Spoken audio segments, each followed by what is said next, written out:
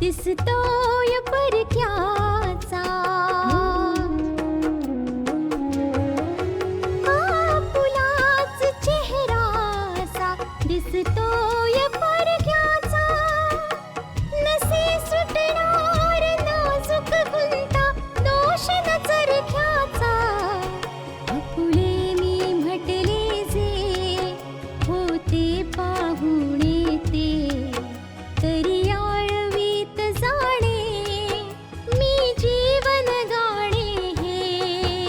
रेखा ही भाग्याची, रेखा ही भाग्याची, रेखा ही भाग्याची, रेखा ही भाग्याची. आतापर्यंत आपण पाहिलं आशा स्वतःला विधवा समजून रडते आणि तेव्हाच तिथे सिद्धांत पोहोचतो. आशाला कळल्यावर ती हमसाहमशी रडायला लागते की ती विधवा पण झाली आणि पुन्हा सौभाग्यवती सुद्धा झालीये. सिद्धांत आपल्या घरी येऊन सगळ्यांना ही गोष्ट सांगतो. आशा नानांच्या घरी आहे आणि कामिनी तिला समजावते, पण आशा सिद्धांत बरोबर झालेल्या लग्नाला मानायला नकार देते कारण की ती अजयला विसरू इच्छित नाहीये. आता पुढे माझ्या समोर सिद्धांतच्या घरच्या लोकांनी नानाजींचा इन्सल्ट केला आणि हा सगळा अपमान सहन करून सुद्धा आम्ही फक्त एकच विचार केला की कशाही प्रकारे आशाचं आयुष्य सुरळीत होऊ दे बस. ऑफकोर्स तिच्या भल्यासाठी केलं तुम्ही. मला माहितीये तुम्हाला आशाला आनंदी पाहिजे आणि काहीच नाही. बेटा, सिद्धांताला भेटून मला सुद्धा असंच वाटलं होतं की तोच आहे जो आशाला सांभाळू शकतो. सर्व काही विसरून आशाला पतीचं प्रेम देऊ शकतो. म्हणूनच पल्लवी आम्ही खूप प्रयत्न केले की दोघांचं लग्न होऊ दे बस. पल्लवी, आता जेव्हा दोघांचं लग्न झालेलं आहे तेव्हा आशाला वाटतंय की आम्हा लोकांचा निर्णय चुकीचा होता. नाही नानू, मी तुमच्या निर्णयाबद्दल बोलत नाहीये की तुमचा निर्णय चुकीचा आहे की बरोबर. मी फक्त एवढंच म्हणते की मी अजयची जागा कुणालाही देऊ शकत नाही. अगं पल्लवी, तुझी वकिली पूर्ण झाली? ती तर कधीच पूर्ण झाली. आपण दोघे बरोबर होतो. बस तुझ्या लग्नाच्या दिवशी मला अचानक बँगलोरला जावं लागलं. चांगलंच झालं की तू माझ्या लग्नाला नाही आलीस. मी नाही मानत या लग्नाला. हे बघ आशा, ज्या रीतीने तू हे आयुष्य जगू पाहतेस ते आयुष्य म्हणजे काय आयुष्य नव्हे. एक्सक्यूज मी, तुम्ही कोण आहात माझ्या आयुष्यामध्ये दखल देणारे, मला आयुष्याचे धडे शिकवणारे? बेटा, तुला समजावण्याचा प्रयत्न तुझे जवळचेच करू शकतात. तू ह्याला नाही ओळखलंस कारण ह्याला तुझ्याजवळ यायची आतापर्यंत संधीच नाही मिळाली. हा तुझा भाऊ आहे आशिष. हो आशा, मीच आहे तो तुझा तो कमनशिबी भाऊ जो वर्षानुवर्ष तुझ्या हातून माझ्या मनगटावर राखी बांधून घेण्यासाठी तडफडत राहिला. पण जेव्हा तुझ्या जवळ येण्याची मला संधी मिळाली तेव्हा तुझी स्मरणशक्ती गेलेली होती आशा. हो बेटा, जर आशिष माझ्याजवळ नसता तर मग कदाचित मी तुला सांभाळूच शकलो नसतो. एक सायकॅट्रिस्ट होण्याच्या नात्याने आशिषने तुझी स्मरणशक्ती परत आणायचा प्रयत्न केला तुला माहिती आहे बेटा, तुझ्या भावाने रात्रंदिवस तुझी देखभाल केली आहे.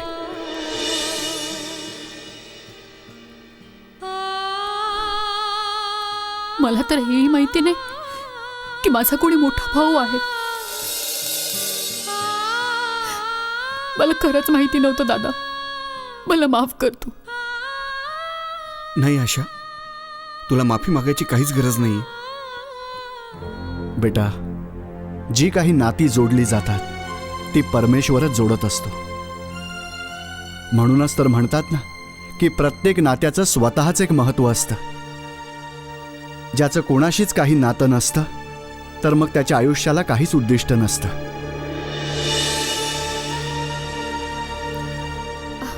आशा, चल ना आत बसून बोलूया, ठीक आहे? चल.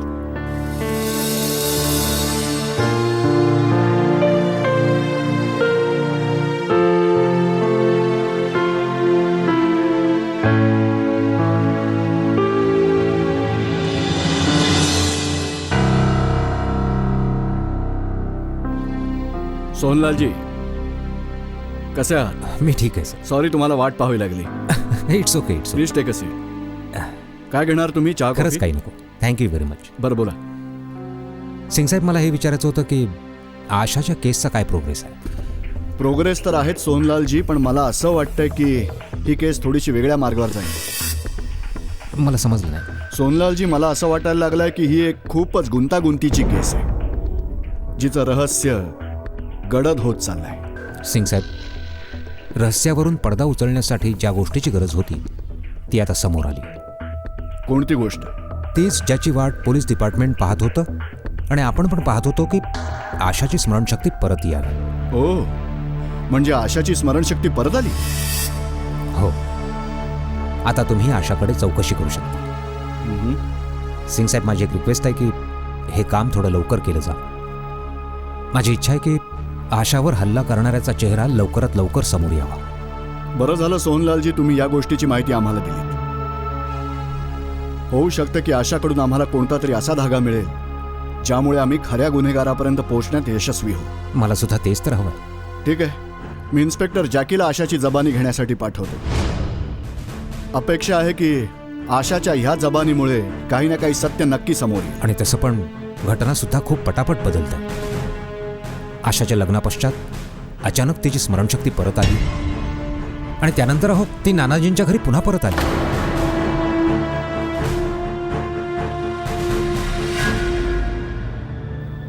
आशा, सिद्धांतच्या येण्यामुळे तू आनंदात राहायला लागली होतीस. तो तुझ्या जवळ आल्यामुळे तुझ्या चेहऱ्यावरची उदासी दूर व्हायला लागली होती. तेव्हा तर सगळ्यांनी लग्नाचा निर्णय घेतला आणि तू त्यांना चुकीचं सिद्ध करतेस. नाही पल्लवी, मी त्यांना चुकीचं नाही ठरवत आहे. मला माहिती आहे नानूंनी त्यांचं कर्तव्यच पूर्ण केलं. पण मी अजयला कसं काय विसरू पल्लवी? हे बघ आशा, कधी कधी स्वतःच्या सुखदुःखासाठी नाही, आपल्या माणसाच्या आनंदासाठी काहीतरी करावं लागतं. तुझ्या लग्नाची गोष्ट ही सगळ्यांसाठी खूपच आनंदाची गोष्ट होती आणि त्याहूनही मोठी गोष्ट तुझी स्मरणशक्ती परत येणं. पण बघ ना, कोणाच्या चेहऱ्यावर आनंद नाहीये. मी तसा विचारही करू शकत नाही पल्लवी. पण तू हे सुद्धा नाही नाकारू शकत की आता सिद्धांत तुझा पती आहे. बघ आशा, हे असं सत्य आहे ज्याच्याबरोबर सगळ्यांचा आनंद जोडलाय. म्हणूनच या बाबतीत विचार कर आणि मला सांग, कधीपर्यंत हे सत्य नाकारत राहणार आहेस तू? चल, आता मी निघते. सोहन काका आणि मावशी वाट पाहत असतील. त्यांना सुद्धा माहिती आहे तुझी स्मरणशक्ती परत आली आहे.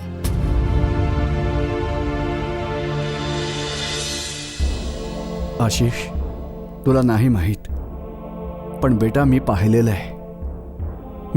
आहे की आशा आणि अजय एकमेकांवर किती प्रेम करायचे. म्हणूनच सांगत आहे की आशाला समजावणं आपल्याला खूप अवघड जाणार आहे. नाना, काय हे सर्व सांगून सिद्धांत आणि त्याच्या घरच्या लोकांना आपण गप्प करू शकू? बेटा, जोपर्यंत आशा ऐकत नाही त्यांना समजवावं तर लागेलच ना. नमस्कार, दीर्घायुष्य हो. तू बस ना बेटा. हे बघ बेटा, अशा अवस्थेत आम्हाला आशावर कोणतंही दडपण येऊ द्यायचं नाही. ती स्वतःच खूप दुःखी आहे. नानाजी, मला हे जाणून घ्यायचं आहे की आमच्या लग्नाच्या बाबतीत आता आशा काय विचार करते. सिद्धांत, आशा आत्ता कसलाही विचार करण्याच्या परिस्थितीतच नाहीये आणि एवढ्या लवकर अजयच्या दुःखातून ती बाहेर नाही येऊ शकणार आणि त्याच्या आधी तिला समजावणं खूप कठीण होऊन बसेल. हे तुम्ही काय बोलताय? मी आशाशी लग्न केलंय आणि ह्या गोष्टीला मानायला कोणी कसा काय नकार देऊ शकतो? बेटा, असं काही नाहीये आणि ह्या गोष्टीला कोण नकार देत आहे? तर मग समजावा आशाला. नानाजी, माझ्या घरचे आशाची वाट बघतायत आणि तुम्ही दोघं म्हणताय की तुम्ही आशाला समजावू शकत नाही. लग्न म्हणजे पवित्र समजलं जातं नानाजी, आणि तुम्ही दोघं लग्न म्हणजे काय मस्करी समजताय? मला माझ्या घरच्यांसमोर थट्टेचा विषय व्हायचा नाहीये. नाही बेटा, असं काहीच नाहीये. तर मग तुम्ही आशाला माझ्या समोर बोलवा नानाजी, मी स्वतः तिच्याशी बोलतो. हेच समजवायला आम्ही पल्लवीला बोलावलंय आणि पल्लवी आशाला समजावते सिद्धांत. रेखा ही भाग्याची. हे बघा, हे बघा नानाजी, तुम्हा सगळ्यांना आशाला माझ्यासोबत पाठवावंच लागेल. अजय आशाच्या भूतकाळातलं सत्य आहे, पण मी आशाचं आजचं सत्य आहे हो, आणि आशाला ही गोष्ट समजून घ्यावीच लागेल. मी निघतो. सिद्धांत, बेटा सिद्धांत, माझं जरा बोलणं तर ऐकून घे तू. नाही नानाजी, मी घाईत आहे यावेळी. मग आशाला न्यायला येतो. नमस्कार.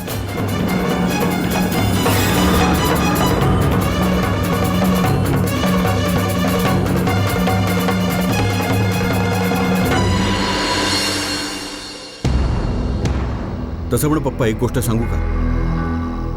आशाची स्मरणशक्ती परत आल्याने आपल्याला काहीच फरक नाही पडत. बस एकदा ती या घरात परत आली ना, मग आपल्याला आपल्या उद्देशात यशस्वी होण्यापासून कोणी नाही थांबू शकत. नाही जावई बापू, तुम्ही चुकीचा विचार करताय. आशाची स्मरणशक्ती परत आल्यामुळे आपली एक अडचण आणखीनच वाढलेली आहे. कोणती अडचण? पप्पा, तुम्हाला काय म्हणायचं नेमकं? मला हे म्हणायचंय जावई बापू की जसं पोलिसांना हे समजेल की आशाची स्मरणशक्ती परत आलेली आहे, तेव्हा ते तिची चौकशी करण्याचा प्रयत्न करतील. आणि जर चौकशीमध्ये आपलं कुठे नाव घेतलं गेलंच तर आपण केलेल्या सगळ्या कारस्थानांवर पाणी पडेल आणि मग आपण कधीही आपल्या उद्दिष्टामध्ये यशस्वी नाही होऊ शकणार. पप्पा बरोबर बोलतायत. कसंही करून आशाला या घरात आणणं खूप गरजेचं आहे. तेव्हाच हे प्रकरण उघडकीस येण्यापासून थांबवू शकू. हो रे दिमा, मी विजयला आशाच्या घरी तिला आणण्यासाठीच पाठवलेलं आहे.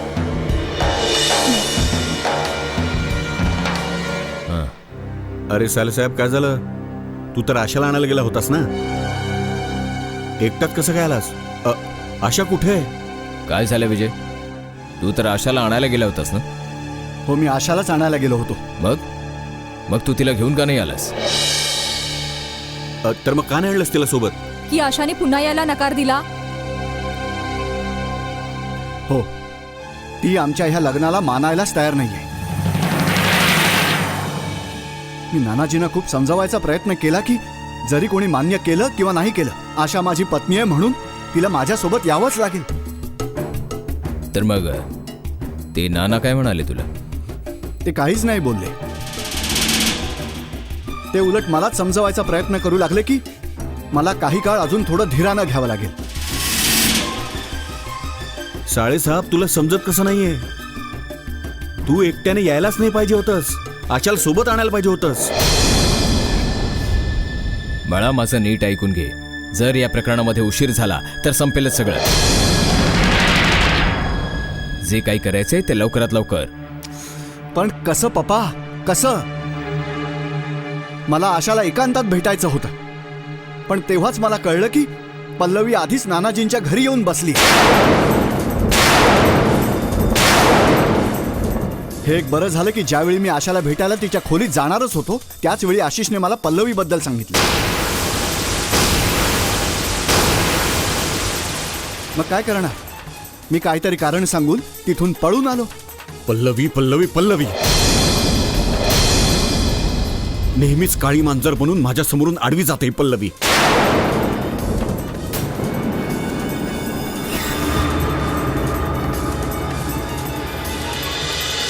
रेखा ही भाग्याची.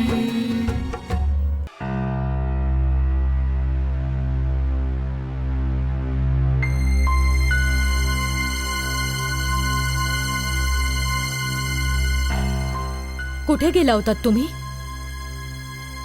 मी क्राईम ब्रँचच्या ऑफिसमध्ये गेलो होतो. काय?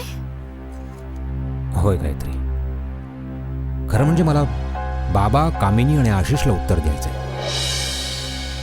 बस मी वाट पाहतोय की एकदा पोलीस खऱ्या गुन्हेगारापर्यंत पोहोचू दे. मग मी बाबांना चांगल्याच प्रकारे समजावीन की माझ्याकडे बोट दाखवण्याचे परिणाम काय होतात. बस म्हणूनच मी क्राईम ब्रांचच्या ऑफिसमध्ये गेलो होतो हे सांगायला की आशाची स्मरणशक्ती परत आली आहे. ओ, ही तर चांगली गोष्ट आहे. आता पोलिसांना आशाची जी काही चौकशी करायची असेल ते करू शकतात. मला वाटतं की पोलिसांची चौकशी थोडीशी पुढे गेलेली, पण इन्स्पेक्टर जॅकीला मला थोडं सुद्धा कळू द्यायचं नाहीये. तो मला सांगत होता की प्रकरण थोडं वेगळंच आहे. प्रकरण काही वेगळंच आहे म्हणजे? असं काय प्रकरण असू शकतं? प्रकरण काही असो गायत्री, पण याची उकल खूप लवकरच व्हायला हवी. पल्लवी दी आशालाच भेटायला गेलीये. लेट्स सी येऊन काय सांगते ते. आता बघायचं हे आहे की आशा आपल्या पहिल्या पतीच्या मृत्यूवर रडत बसते की आपल्या नव्या लग्नाचा समारंभ साजरा करते. खरोखरच काय परिस्थिती आहे. अगं पल्लवी, ये बेटा, आम्ही तुझ्याबद्दलच बोलत होतो. बाळा, आशाला भेटून आलीस का तू? हो सोहन काका. आता कशी आहे आशा? ती खूपच कन्फ्युज्ड आहे. तुम्ही या लग्नाच्या विरोधात होतात ना? आता सर्वांनाच या गोष्टीची जाणीव होते की खरंच त्यांनी तुमचं त्यावेळी ऐकलं असतं तर. हे काय सांगतेस तू? हो सोहन काका, आशा तर अजयच्या दुःखात बुडून गेली आहे. ती तर सिद्धांत बरोबर झालेलं लग्न मानायलाच तयार नाहीये. इनफॅक्ट ती ते लग्न मोडायचा विचार करते. बस ह्याच गोष्टीवरून तिथे सर्व लोक खूपच अस्वस्थ आहेत.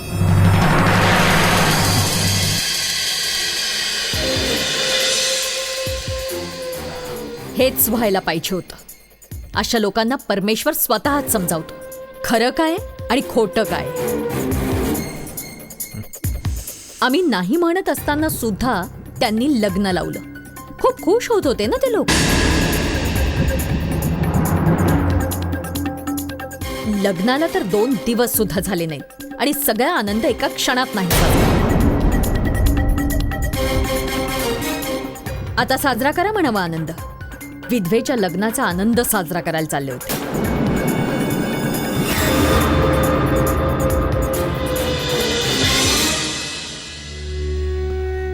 नाना, अहो तुम्ही इतके अस्वस्थ कशासाठी होते आता?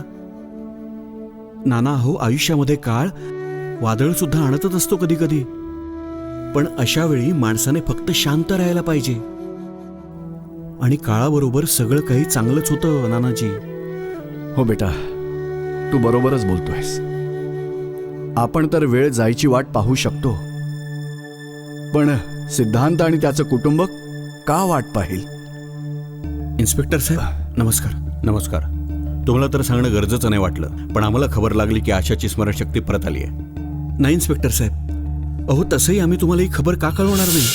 खरं तर अहो असं झालंय की आशाची स्मरणशक्ती तर परत आलेलीच आहे, पण ती खूपच दुःखी आहे. स्वाभाविकच आहे सर्व. आता त्यांना जाणीव झाली की त्या अपघातात त्यांनी काय गमावलंय. एनिवे, मी आशाजींची जबानी घ्यायला आलोय. इन्स्पेक्टर साहेब, तुम्ही आशाची जबानी नंतर नाही घेऊ शकत का? जसं आशिषने तुम्हाला सांगितलं, ती ह्यावेळी थोडीशी दुःखी आहे. होय, मला समजतंय, पण मला हे सुद्धा माहिती आहे की आशा एक क्रिमिनल लॉयर आहे, म्हणून त्यांना कायद्याची चांगली जाण आहे. आपण त्यांना विचारून बघा. जर त्यांना योग्य वाटत नसेल तर मी परत कधी येऊन त्यांची जबानी घेईन. नाही इन्स्पेक्टर. रेखा ही भाग्याची. तुम्हाला दुसऱ्यांदा यायची गरजच नाहीये. विचारा काय विचारायचंय. नाही, बस या केसच्या संदर्भातच. खरं म्हणजे तुम्हाला आत्तापर्यंत काही आठवत नव्हतं आणि दुसरा कोणी प्रत्यक्ष साक्षीदार नसल्यामुळे ही केस अजूनपर्यंत अर्धवटच राहिली आहे. बसा ना. हो, बरं सांगा, काय झालं होतं त्यावेळी? मी कोर्टात जायला निघाले होते आणि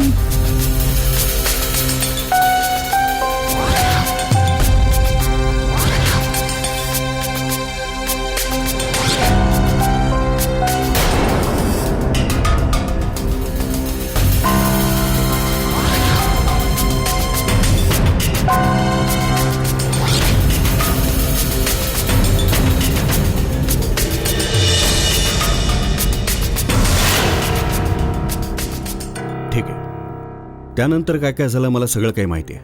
तुम्ही खरं तर हे सांगा की असा कोणी आहे का की जो तुमचा शत्रू आहे? तुम्हाला संशय आहे कोणावर? नाही इन्स्पेक्टर, असं तर कोणीच नाहीये ज्याच्यावर मला संशय असेल. असं कोणाशी काही शत्रुत्व नव्हतंच माझं. आणि अजयचा कोणी शत्रू? नाही नाही, अजयचा कोणीच शत्रू नसेल. तो तर एका कंपनीमध्ये जॉब करत होता. सगळं काही चांगलं चाललं होतं. एक गोष्ट तर नक्की आहे की गोळ्या झाडल्या गेल्या, कोणाकडून तरी चालवून घेतल्या गेल्या. कोणीतरी असा असू शकतो की ज्याला तुमच्या मृत्यूमुळे किंवा अजयच्या मृत्यूमुळे फायदा होऊ शकतो. माझ्या मृत्यूमुळे फायदा? माझ्या मृत्यूमुळे कुणाला फायदा होऊ शकतो? हे बघा, खूप नीट विचार करा, आठवा, कारण की नक्कीच काहीतरी मोठं प्रकरण आहे, म्हणूनच गोळ्या झाडण्यात आल्यात. इन्स्पेक्टर, मला खरंच काही समजत नाहीये. हे बघा, माणसाचा स्वभाव असा असतो की ज्यावेळी त्याच्या जीवावर बेततं तेव्हा तो कोणत्याही सीमा पार करू शकतो. काही माणसं अशी सुद्धा आहेत ज्यांच्या जीवाला तुमच्यामुळे धोका आहे. माझ्यामुळे कुणाला काय धोका असू शकतो हे तुम्ही काय बोलताय इन्स्पेक्टर? काही असे लोक सुद्धा होते ज्यांना तुम्ही शिक्षा देऊ पाहत होतात, ज्यांना तुम्ही फासावर लटकवलं असतात कदाचित, किंवा संपूर्ण आयुष्य जेलमध्ये सडवलं असतात. ते लोक सुद्धा तुमचे शत्रू असू शकतात. आता त्याचा छडा तुम्हीच लावू शकता. मी सध्या तरी कुणावरही संशय नाही घेऊ शकत. मला नाही वाटत माझ्यामुळे कोणी निरपराध फसावा. नक्कीच. आत्तापर्यंत तुम्ही न्यायासाठी लढा दिलाय आणि मी सुद्धा नेहमी न्यायाचीच बाजू घेतली आहे. या केसमध्ये सुद्धा न्यायाचीच बाजू घेतली जाईल. चला येतो.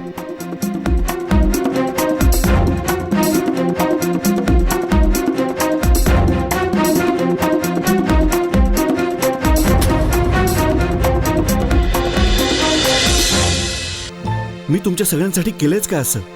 फक्त अडचणी उभ्या केल्यात. माझी पत्नी रिधिमा